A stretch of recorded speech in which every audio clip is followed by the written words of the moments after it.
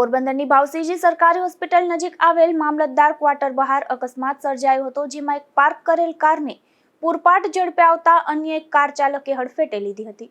આ ઘટનામાં બંને કારમાં ભારે નુકસાન પહોંચ્યું હતું। જો કે આ ઘટના બાદ કાર ચાલક નાસી ગયા હતા।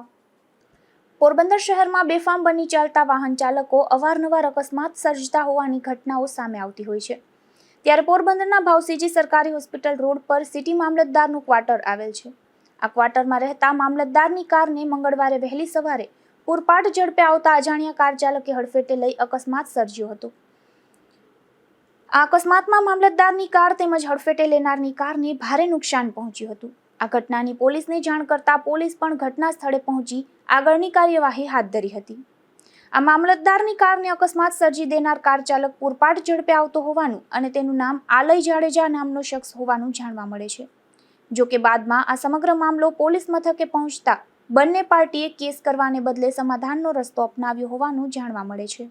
નિપુલ પોપટ સાથે અશોક થાનકી, ગુજરાત ન્યૂઝ, પોરબંદર।